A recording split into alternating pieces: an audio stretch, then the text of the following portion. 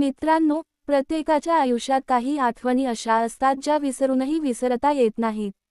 आज मी तुम्हाला माझ्या आयुष्यात घडलेला एक प्रसंग सांगणार आहे. माझ्या घराच्या दुसऱ्या बाजूला एक आंटी राहत होती, नाव रीना. वयाने ती सुमारे 43 वर्षांची होती, पण तिच्या व्यक्तिमत्वात एक वेगळीच मोहकता होती. चेहऱ्यावरची चमक, डोळ्यांमधली आत्मविश्वासाची झलक आणि बोलण्यातला गोडवा, हे सगळं पाहून ती कोणालाही लक्षात राहावी अशीच होती. रोज मी जेव्हा जॉगिंगला जायचो, तेव्हा माझी नजर नेहमी तिच्यावर जाऊन थांबायची. आणि गंमत म्हणजे तिची नजरही माझ्याकडे यायचीच. 2 नजरा भिडल्या की एक हलकी स्माईल, एक छोटासा इशारा, आमचं हे रोजचं न बोलता होणारं गुपित होतं. असं करत करत वेळ जात होता. पण एक दिवस असं घडलं की ज्याने सगळा माहोलच बदलून टाकला. त्या दिवशी मी घरी होतो. बाथरूममध्ये गरम पाण्याच्या झऱ्याखाली उभा राहून वाफ अंगावर घेत होतो. माझी आई बाहेर होती आणि अचानक दार उघडलं तर आत आली होती रीना आंटी. आई आणि आंटी दोघी एकत्र बसल्या होत्या आणि बोलत होत्या. मला आंघोळ करून बाहेर यायला 25 ते 30 मिनिटं लागली असतील. मी शॉर्ट पॅन्ट घालून बाहेर आलो आणि त्यांच्या समोर उभा राहिलो.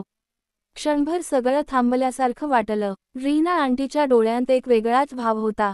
ती माझ्याकडे बघत राहिली, एकदम स्तब्ध. आणि अचानक ती हलक्या आवाजात म्हणाली, अनिकेत, तुझी शरीरयष्टी तर किती छान दिसते आहे. अगदी हिरोसारखी मसल्स आहेत तुझ्या. तो क्षण माझ्यासाठी अविस्मरणीय ठरला. कारण त्यात एक अनोखा गोडवा, आश्चर्य आणि थोडासा संकोच सगळंच होतं. मी तिचं असं बोलणं ऐकलं आणि क्षणभर तिच्याकडे स्थिर नजरेने पाहिलं. तिच्या चेहऱ्यावर एक वेगळीच चमक होती आणि नकळत माझ्या ओठांवर एक हलकं हसू आलं. तेव्हाच मम्मीने हसतच मला सांगितलं, अरे, आंटीला नमस्कार कर ना. मी लगेच तिच्या पायाला हात लावायला पुढे गेलो. पण मित्रांनो, जसं मी तिचे पाय स्पर्श केले, तसंच तिने माझ्या डोक्यावर प्रेमाने हात ठेवला. त्या हाताच्या स्पर्शात एक आईसारखं ममत्व होतं, एक शांत ऊब होती. जेव्हा मी उभा राहिलो, तेव्हा अचानक रीना आंटीने मला जवळ घेतलं. ती माझ्या गळ्याला अलगद लावली आणि हलक्या आवाजात म्हणाली, मुलांची जागा पायामध्ये नसते, मुलं नेहमी आईच्या मनामध्ये असतात. मित्रांनो, त्या क्षणी मला एक वेगळंच समाधान मिळालं. आणि लगेच तिने मला तिच्या व्यक्तिमत्वाला लावून घट्ट मिठी मारली. त्या मिठीत काहीतरी खास होतं, आईसारखं ममत्व, पण एक अनोखी जिव्हाळ्याची उबही होती. पण खरं सांगायचं तर, माझ्या मनात तेव्हा अजिबात वाईट विचार नव्हते. मी तिची खूप इज्जत करत होतो, म्हणून तिच्या त्या वर्तनावर मी फारसं लक्ष दिलं नाही. ते माझ्यासाठी फक्त एक निरागस क्षण होता. थोडं वेळ असंच बोलता बोलता आंटीने मला अचानक सांगितलं, अनिकेत, लग्न आहे आणि तुम्हा सर्वांना यायलाच पाहिजे. मी थोडा चकित झालो आणि विचारलं, कोणाचं लग्न आहे आंटी? तेव्हा ती हसत म्हणाली, माझ्या मुलीचं लग्न आहे.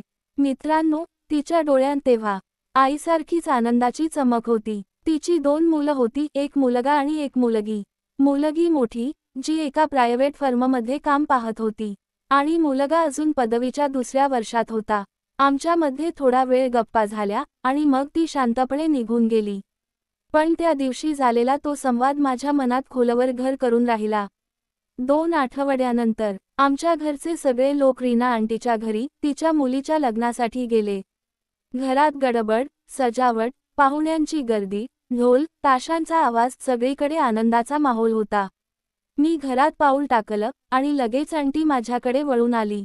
इतक्या पाहुण्यांच्या समोरही तिने मला गळाभेट दिली. त्या गळाभेटीत पुन्हा एकदा मला तिच्या मोठ्या व्यक्तिमत्वाचा अनुभव झाला. जणू तिच्या अंगातूनच ऊब पसरत होती आणि त्या उभेत मी क्षणभर हरवलो होतो. मित्रांनो, त्या क्षणी माझ्या मनात कुठलाही संशय नव्हता. फक्त एकच विचार होता, या नात्याचा गोडवा काही वेगळाच आहे. मग काही वेळाने सगळे पाहुणे हळूहळू आत गेले आणि लग्नाचा आनंदी सोहळा रात्रीभर सुरूच राहिला. संगीत, नृत्य, हास्य आणि उत्सवाचा माहोल त्या रात्री खरंच अविस्मरणीय होता. पण सकाळी मात्र वेगळंच दृश्य होतं. आंटीची लाडकी मुलगी, जी आतापर्यंत घराची शान होती, ती आता रडत रडत पतीच्या घरी निघून जात होती. तिच्या डोळ्यांमधले अश्रू बघून सगळेच दुःखी झाले. घरात जणू आनंदाऐवजी एक हळवा विरह भरून राहिला होता. रीना आंटी तर त्या दिवशी अगदी कोसळल्यासारखी झाली होती. ती खूप रडत होती. तिच्या चेहऱ्यावरचं दुःख स्पष्ट दिसत होतं. आई म्हणून तिची अवस्था खरंच हृदय पिळवटून टाकणारी होती. 2 दिवसांनी मुलगी परत आली आणि जवळपास महिनाभर आईच्या घरीच राहिली. मग तिच्या पतीच्या नोकरीच्या कारणाने ती मुंबईला राहायला गेली आणि आंटी पुन्हा आपल्या घरात एकटी पडली. मित्रांनो, मी नेहमीप्रमाणे जॉगिंगला जात होतो. तेव्हाच अचानक मागून आवाज आला. तो रीना आंटीचाच होता. तिने हसत हसत मला थांबवलं आणि म्हणाली, कधी कधी आमच्या घरी सुद्धा येत जा ना. मी एकटी घरी एकदम बोर होते. सकाळी तुझे अंकल लवकर ऑफिसला जातात आणि अंकुश तर त्याच्या मित्राच्या घरीच राहून अभ्यास करतो. आंटीच्या आवाजातला तो एकटेपणा मला जाणवला.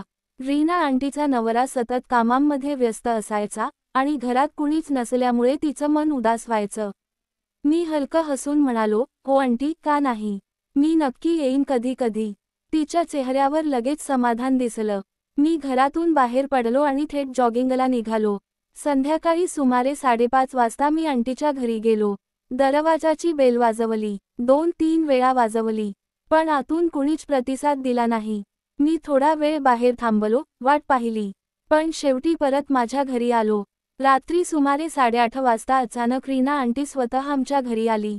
ती आईशी बोलू लागली. आवाजात थोडा संकोच होता. ती म्हणाली, जर तुम्हाला वाईट वाटणार नसेल तर एक सांगू का? माझी आई हसून म्हणाली, हो नक्की, काय प्रॉब्लेम आहे? तेव्हा आंटीने हलक्या आवाजात सांगितलं, आज अंकुश त्याच्या मित्राच्या मोठ्या बहिणीच्या लग्नासाठी बाहेर गेला आहे. तो उद्या दिवसा परत येणार आहे आणि मी आज रात्री घरी एकटीच आहे. मला खरंच एकटीला खूप भीती वाटते. जर शक्य असेल तर अनिकेतला माझ्या घरी झोपायला पाठवा ना. मित्रांनो, त्या क्षणी घरात वातावरण जरा गंभीर झालं. आई थोडं विचार करून म्हणाली, अगं, यात कसली वाईट गोष्ट आहे? हो, काही हरकत नाही. तो नक्की तुझ्या घरी जाऊन झोपू शकतो. आंटीच्या चेहऱ्यावर एक हलकीशी स्माईल उमटली. तिला जणू दिलासा मिळाला होता आणि माझ्यासाठी तर हा क्षण एकदम वेगळाच अनुभव घेऊन येणार होता. मग मला आईने बोलावलं आणि विचारलं, अरे अनिकेत, तुला घरी काही काम आहे का? मी हसत म्हणालो, नाही आई, काहीच काम नाही. त्यावर आईने मला आंटीच्या घरी जायला सांगितलं. रात्री अंदाजे 10:15 वाजता मी आंटीच्या घरी गेलो. मित्रांनो, मी जेव्हा आत पाऊल ठेवलं तेव्हा माझ्या नजरेस पडलं की आंटीने एक हलक्या रंगाची मिक्सी घातली होती. ती दिसायला साधी वाटत होती, पण तिच्या व्यक्तिमत्वावर ती एक वेगळीच शोभा आणत होती. बहुतेक ती रात्री घरातल्या आरामासाठी साधी राहायची. आंटीने मला हसत विचारलं, अनिकेत, तुला काही खायचं आहे का? मी नम्रपणे उत्तर दिलं, नाही आंटी, माझं पोट भरलेलं आहे. मी आता काही वेळापूर्वीच माझ्या घरी जेवून आलो आहे. हे ऐकून ती स्वयंपाकघरात काही वेळ गेली. मी खुर्चीवर बसलो, थोडं तिच्याशी बोललो आणि मग मोबाईलमध्ये स्क्रोल करू लागलो. घरात शांतता होती आणि त्या शांततेमध्ये वेळ जरा मंदगतीने चालल्यासारखा वाटत होता. थोड्या वेळाने आंटी परत आली आणि म्हणाली, चल आता, तुला झोपायचं नाही का? मी हसून उत्तर दिलं, हो आंटी, झोपायचंच आहे. मी अंकुशच्या रूममध्ये जाऊन झोपतो. पण ती लगेच म्हणाली, नाही रे अनिकेत, तू माझ्याजवळ झोपू शकतोस. तुला त्यात काही त्रास होणार आहे का? मी हलकसं हसत म्हणालो, मला काही प्रॉब्लेम नाही आंटी. तुम्ही जिथं सांगाल तिथं मी झोपतो. आणि मग आम्ही दोघं तिच्या बेडवर गेलो. तोवर रात्रीचे 11 वाजले होते. काही वेळातच आंटी झोपली. तिचा श्वास शांत झाला, चेहरा थोडा निवांत दिसत होता. पण मला अजिबात झोप येत नव्हती. मी मोबाईलमध्ये गेम खेळत बसलो होतो. अचानक झोपेतून आंटीचा एक पाय माझ्या पायावर आला. क्षणभर माझं हृदय जोराने धडधडू लागलं, पण लगेच ती सरळ होऊन पुन्हा झोपली. मी मोबाईलच्या हलक्या प्रकाशात तिच्याकडे पाहिलं. ती एकदम गाढ झोपली होती. तिच्या चेहऱ्यावर शांतता होती, पण तिचं व्यक्तिमत्व उठून दिसत होतं. मोठं, आकर्षक आणि उबदार. ते दृश्य पाहून माझ्या आतली अस्वस्थता वाढत चालली. मनातल्या भावना जोर धरू लागल्या. शेवटी मी थोडी हिंमत करून माझा एक हात तिच्या व्यक्तिमत्वावर हलकासा ठेवला. आणि त्या क्षणी, मित्रांनो, काय सांगू, मला एक अवर्णनीय आनंद जाणवला. जणू माझं मन समाधानाने भरून गेलं होतं. क्षणभर मी थबकलो, पण मग थोडा वेळ तिच्याजवळ सरकत तिच्या उबेला स्पर्श करत राहिलो. माझ्या आतल्या भावना अधिक तीव्र होऊ लागल्या आणि मी नकळत त्यांना वेळ देत बसलो. तेव्हाच अचानक आंटी जागी झाली. तिने माझ्याकडे राग, आश्चर्य मिश्रित नजरेने पाहिलं आणि म्हणाली, अनिकेत, हे काय करत आहेस तू? हे अगदी चुकीचं आहे. मी घाबरत म्हणालो, मला माफ करा आंटी, पण मी तुम्हाला पहिल्यापासून बघतो आहे आणि मनात एकच स्वप्न आहे, तुम्हाला माझी बायको बनवायचं. माझ्या तोंडून हे शब्द ऐकताच आंटी थोडी स्तब्ध झाली. तिच्या चेहऱ्यावर भाव बदलत होते, कधी आश्चर्य, कधी संकोच. आणि मग ती शांत स्वरात म्हणाली, अनिकेत, आता माझं वय झालं आहे. माझ्यात तुला तशी मजा मिळणार नाही, जशी तू विचार करतो आहेस. पण जर तुला खरंच करायचं असेल, तर करून घे. तुझी इच्छा पूर्ण होऊ दे. तिचं हे बोलणं ऐकून माझ्या मनात वेगळीच लाट उठली. मी हळू आवाजात म्हणालो, आंटी, मी रोज रात्री तुमचा विचार करून बेचैन होतो. तुम्ही मला खूप आवडता. हे ऐकून ती माझ्याकडे वळली, तिच्या डोळ्यांत भावनिक ओल होती. ती म्हणाली, ठीक आहे अनिकेत, जर तू मला तुझी बायको मानणार आहेस तर मला हरकत नाही. पण लक्षात ठेव, हे नातं आपल्याशिवाय कुणालाही कळलं नाही पाहिजे.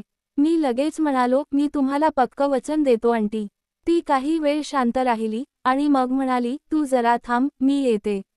थोड्या वेळाने ती परत आली. आणि मित्रांनो, ती पूर्णपणे सजून धजून आली होती. ओठांवर लिपस्टिक होती, चेहऱ्यावर आत्मविश्वासाची चमक होती. तिचं अस्तित्व एकदम वेगळंच वाटत होतं, स्वच्छ, मोकळं आणि आकर्षक. आता मी तिच्या अस्तित्वाला तोंडाने सुंदर वेळ देत होतो. तिच्या श्वासांचा तो उष्ण प्रवाह माझ्या चेहऱ्यावर येत होता आणि त्या प्रत्येक श्वासामध्ये एक वेगळं जादू दडलं होतं. मग मी पण माझी भावना मोकळी केली आणि तोंडाने तिच्या जीवनातला सुंदर वेळ देऊ लागलो. तिच्या डोळ्यातली चमक वाढू लागली, ती आता खूप प्रभावी झाली होती. ती आवाज करत, थरथरत म्हणाली, बास आता, बास कर प्लीज, आता मला सुंदर वेळाचा अनुभव दे. हे ऐकून मी पूर्णपणे मंत्रमुग्ध झालो. माझी भावना अधिकृत दाटून आली होती, हृदय जोरजोराने धडधडत होतं. मग मी माझी भावना तिच्या जीवनात घालायचा प्रयत्न केला, पण ती तर डोळे घट्ट मिटून आवाज करून स्वतःला विसरून गेली होती. मी काही वेळ थांबलो, तिच्या चेहऱ्याकडे बघत राहिलो. मग ती थोडी शांत झाली, तिचा श्वास सावरला, आणि मी परत माझी भावना तिच्या जीवनात टाकली. तेव्हा खरंच सुंदर वेळेचा अनुभव सुरू झाला. तिचं शरीर हळूहळू प्रतिसाद द्यायला लागलं, ती माझ्यासोबत प्रत्येक क्षणाला साथ देऊ लागली. खोलीतला तो वातावरणातला गोडवा वाढत गेला. अंदाजे 10 मिनिट सुंदर वेळ घालवल्यानंतर तिने तिच्या जीवनातून रंग सोडला. तिच्या डोळ्यातला तो आनंद पाहून मला समाधान वाटलं. पण माझा रंग सोडायला अजून वेळ होता, म्हणून मी सुंदर वेळेचा अनुभव घ्यायला लागलो, हळूहळू स्वतःला मोकळं करू लागलो. थोड्याच वेळाने मी तिच्या जीवनात रंगाच्या 5-6 पिचकाऱ्या उधळल्या. खोलीत एक वेगळाच दरवळ पसरला. तिने माझ्याकडे बघत हलक्या आवाजात म्हटलं, मी तुला कधी विसरणार नाही, कारण तू खूप चांगला आहेस. ते ऐकून मीही स्मितहास्य केलं. मग आम्ही दोघं थकून झोपी गेलो. सकाळी पहाटे 5 वाजता माझे डोळे उघडले. मी उठलो आणि घराकडे जाण्यासाठी निघालो. तेवढ्यात आंटीने आवाज दिला, अनिकेत, काल रात्री सारखा एक सुंदर अनुभव होऊ दे ना प्लीज. हे ऐकून माझं मन आनंदाने उड्या मारायला लागलं, कारण आंटी स्वतःहून असं विचारत होती. खरं तर माझ्याही मनात तेच होतं, पण सकाळ असल्यामुळे निघण्याचा विचार करत होतो. तरीसुद्धा मी थोडा वेळ थांबायचं ठरवलं. आम्ही पुन्हा बेडरूममध्ये गेलो आणि तो सुंदर अनुभव घ्यायला लागलो. तिच्या डोळ्यातला मोहक भाव माझं मन हरवून टाकत होता. काही वेळ आनंद घेतल्यानंतर मी पुन्हा तिच्या आयुष्यात रंगाच्या पिचकाऱ्या उधळल्या. पण तेवढ्यात घड्याळाने 7 वाजल्याचं सांगितलं आणि माझ्या आईचा फोन आला. आई विचारत होती, अनिकेत, कधी येतोयस? किती वेळ लागेल तुला? तुला कॉलेजला जायचं नाही का? हे ऐकताच मी पटकन आवरलं. काकूला एक हलकीशी पापी दिली आणि घराकडे निघालो. घरी पोहोचून लवकर आवरलं आणि कॉलेजसाठी निघायला बाईक स्टार्ट करू लागलो. पण बाईक काही केल्या स्टार्ट होत नव्हती. लक्षात आलं पेट्रोल संपलं होतं. मी माझ्या मित्राला कॉल केला, तो मला घ्यायला घरी आला. तो म्हणाला, अरे, किती दिवस अशीच बाईक वापरणार आहेस? बघ माझी, वर्षभर झालं ही गाडी वापरतोय. एकदम भारी वाटतंय. मला काही टेन्शनच नाही, कारण ही बाईक पेट्रोल आणि CNG दोन्हीवर चालते. तो मला ही बाईक घेण्यासाठी फोर्स करू लागला. खरं सांगायचं तर मलाही ती खूप आवडली होती. मी त्याला विचारलं, मी न्यू इयरला घेणार आहे. तो लगेच म्हणाला, अरे मित्रा, नवीन गाडी एकदम भारी आली आहे मार्केटमध्ये. मी विचारलं कोणती? तो म्हणाला, नवीन जनरेशनची CNG बाईक, कमी खर्च, जास्त फायदा. हे ऐकून मी खूप खुश झालो. मग मी कॉलेजला गेलो. संध्याकाळी 6 वाजता घरी आलो. मनात अजूनही सकाळच्या त्या आठवणी फिरत होत्या, आणि मग मी आईला विचारलं, आई, नवीन वर्षाची गाडी घेऊ का? आई हसून म्हणाली, हो बाळा, घेऊन टाक. पण किंमत किती आहे? मी म्हणालो, आई, उद्या 1 जानेवारी असल्यामुळे 0 डाऊन पेमेंट ऑफर आहे. ही सुवर्णसंधी सोडायची नाही. दुसऱ्या दिवशी आम्ही शोरूममध्ये गेलो. सगळ्या फॉर्मॅलिटीज पूर्ण करून अखेर नवीन गाडी घरी आणली. आई रूममध्ये जाऊन लगेच आंटीला फोन करून म्हणाली, मी अनिकेतसाठी गाडी घेतली आहे, लवकर या. थोड्याच वेळाने आंटी आली. ती माझ्याकडे पाहून खूप आनंदी झाली. मी सुद्धा खुश होतो कारण माझ्या दोन्ही इच्छा पूर्ण झाल्या होत्या, एक नवीन गाडी आणि दुसरी, जी गोष्ट मी आत्ताच सांगणार नाही. मित्रांनो, नंतर आंटी आणि तिच्या मुलीसोबत जी मजेशीर गोष्ट घडली, ती मी तुम्हाला पुढच्या भागात सांगणार आहे. म्हणूनच आत्ताच आपल्या चॅनलला सबस्क्राईब करा आणि बेल आयकॉन दाबा, जेणेकरून पुढचा भाग तुम्हाला सर्वात आधी मिळेल. या व्हिडिओला लाईक करा आणि कमेंट करायला विसरू नका कारण जर या व्हिडिओला 50 लाईक्स आणि 50 कमेंट्स मिळाल्या, तर मी लगेच पुढचा धमाकेदार भाग घेऊन येणार आहे. धन्यवाद.